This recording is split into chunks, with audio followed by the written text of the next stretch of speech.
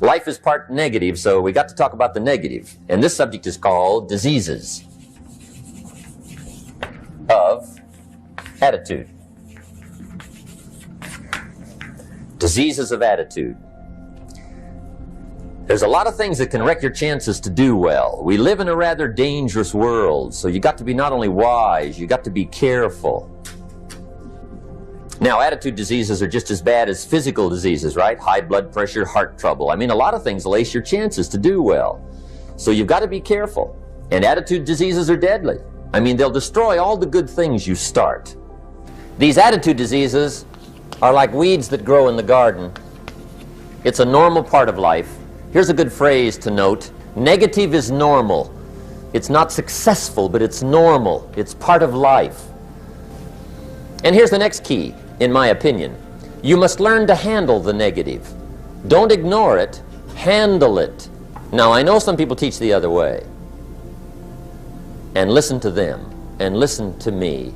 And then make up your own mind. Right? Don't be a follower. Be a student. But I say you got to handle the negative. You don't have to live in it. You don't have to dwell on it. But you do have to handle it, my opinion. Here's what part of it is. It's called the great war between good and evil. And there is a war on. The minute you were born, you got involved in the war between good and evil, between darkness and light, between negative and positive, between evil and good, between tyranny and democracy, between weeds and human activity. I mean, the war is on. If democracy sleeps, guess who never sleeps? Tyranny. In the absence of light, guess what's automatic? Darkness. If good does not arouse itself and become active, guess what moves in? Evil. It's a war. A mental war, a physical war, a financial war, between enterprise and ease, between accomplishment and failure. It's a war. That's why there's an Old Testament phrase that gives the best advice for human activity when it says, 6 days labor, 1 day rest. Now, I'm sure we've taken that to mean, don't work all 7 days, take one off. Here's what it also means, only take one off, or you're liable to lose the war. Now, we've got it down to 5 and 2, and maybe that's not too dangerous, I don't know. If God would have thought of 5 and 2, he might have made it 5 and 2, I don't know. But here's what it does mean. Enterprise is better than ease. If you rest too long, the jungle overtakes the village.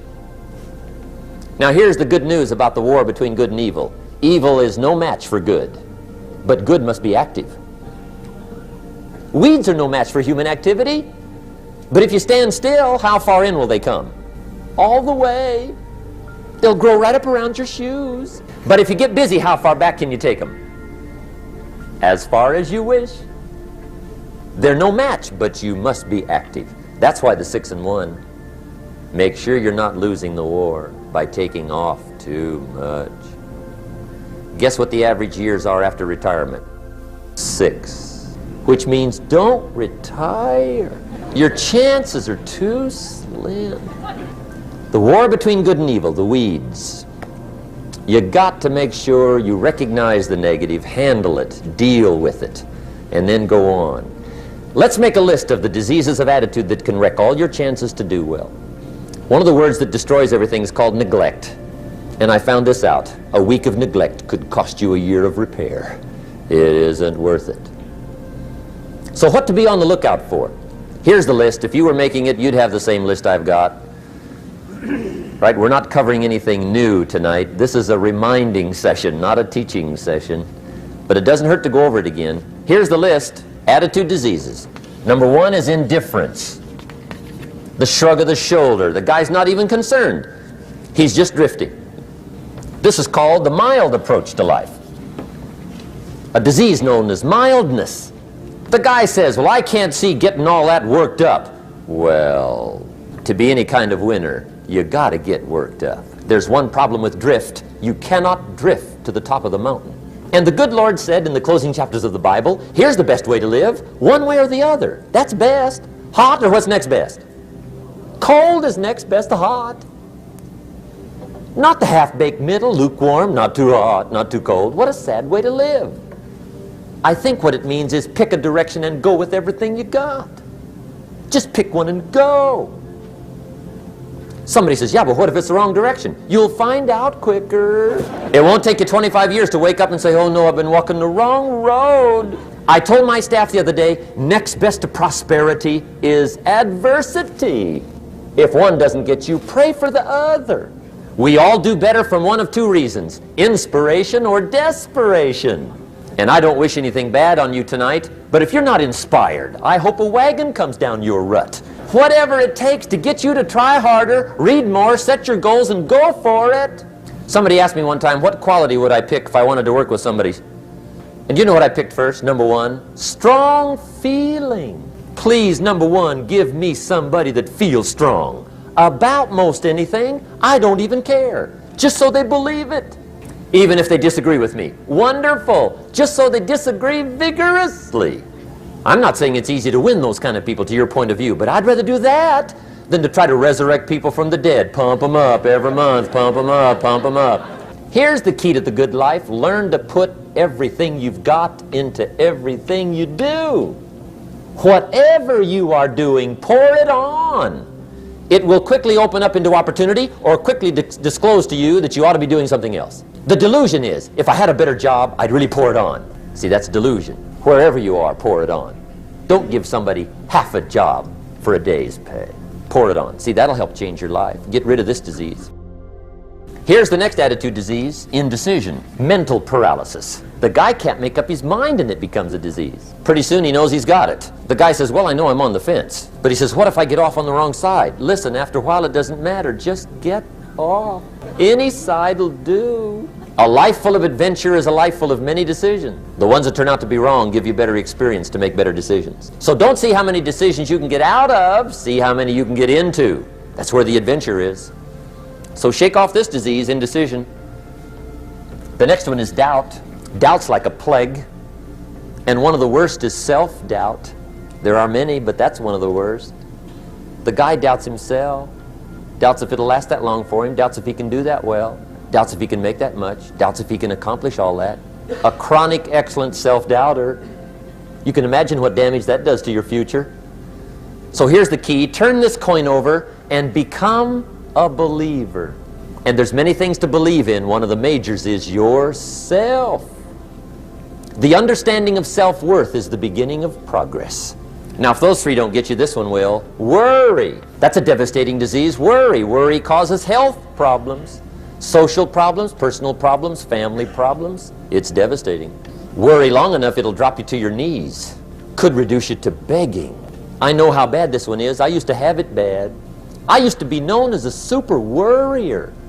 Not a super warrior. No, super worrier. My family wished I'd have been a warrior. I got those years to make up for. But I tell you what, my advice to you is do what I finally did on worry. Give it up. Who needs it? I'm not saying it's easy. I'm saying it's worth it. It took me almost 1 year to kick the worry habit, and it was not an easy year. It was one of the toughest years I ever spent, but I finally got that monkey off my back. And I discovered you could live the most incredible life free of worry. Not free of challenge, not free of difficulty, free of worry. I learned how to do it, and you can. Here's the next attitude disease, over-caution. Some people never will have much. They're too cautious. Now, you can also be too reckless, but you can also be too cautious. This is called the timid approach to life. And my caution was always the risk. Risk used to drive me right up the wall. I used to say, what if this happens? It's called the language of the poor. What if this happens? And on top of that, if this was to happen, look at the fix I'd be in. I better not try. I could always ace myself out. Then I'll tell you what changed my whole life when I finally discovered it's all risky. The minute you were born, it got risky. If you think trying is risky, wait till they hand you the bill for not trying.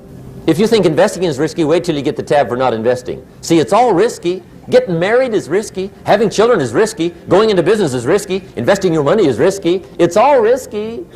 I'll tell you how risky life is. You're not going to get out alive. The Englishman says, well, if that's the way it's going to work out, let's give it a go. Right, that's what it's for. Give it a go. Somebody says, yeah, but I'm looking for safety and security. Fine, then huddle in a corner. We'll cover you with a sheet, bring you 3 meals a day. And we'll protect you, feed you, look after you, care for you. We won't let anything happen to you. And you'll probably live to be 100. The guy said, well, yeah, I'd live to be 100. But what a way to live. Right. What a way to live, safe and secure. Don't ask for security. Ask for adventure. Better to live 30 years full of adventure than 100 years safe in the corner. And see, it's not important how long you live. What's important is how you live. The next one is pessimism. Pessimism, the deadly disease of always looking on the bad side, the problem side, the difficult side, checking all the reasons why it can't be done. The poor pessimist leads an ugly life. He doesn't try to figure out what's right. He tries to figure out what's wrong. He doesn't look for virtue. He looks for faults. And when he finds them, he's delighted. How ugly. This is the poor guy who looks through the window, doesn't see the sunset. He sees the specks on the window. And this is the poor guy, right, who rushes up, takes such leave of his senses. This guy rushes up and he says, I've got 5 good reasons why it won't work. He's so dumb he doesn't know all he needs 1. He's got 5. To the pessimist, the glass is always half empty. To the optimist, the glass is half full. Why would the same measure affect people 2 different ways? Answer, it all depends on how you look at it. Our lives are mostly affected by the way we think things are, not the way they are. The way we think they are affects us most. The last disease, but this one is deadly.